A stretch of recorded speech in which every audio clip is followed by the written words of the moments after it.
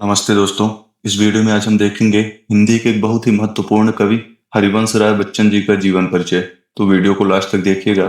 ये आपके एग्जाम में बहुत ही इम्पोर्टेंट है और हमेशा आता है, और ये हर एक क्लास के लिए इम्पोर्टेंट है। मतलब छठवीं सातवीं यहाँ से लेकर 12th तक, इसके बाद भी कॉलेज में भी आपके लिए बहुत ही जरूरी है। तो चलिए शुरू करते हैं।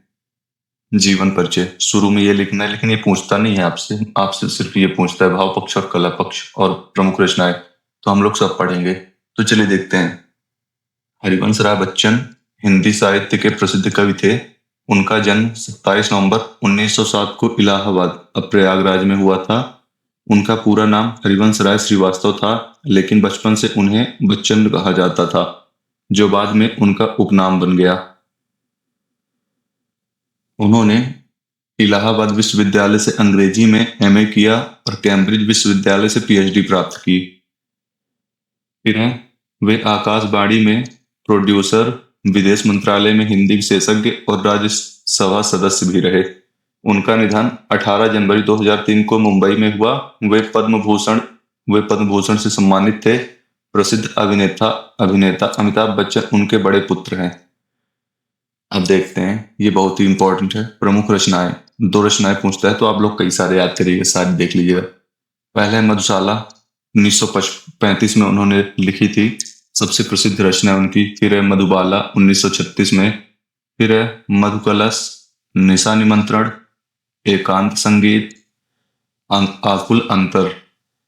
फिर है सतरंगिनी, मिलन यामिनी, आरती और अंगारे।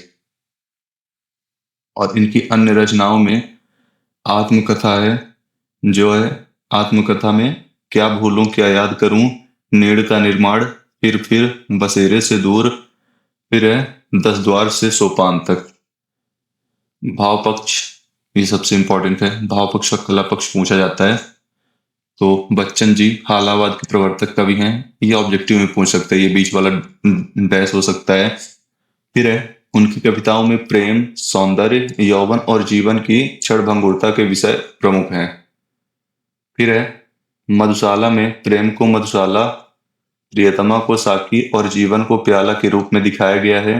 जीवन की कठिनाइयों और मृत्यु के साथ आशा और सकारात्मकता का मिश्रण है।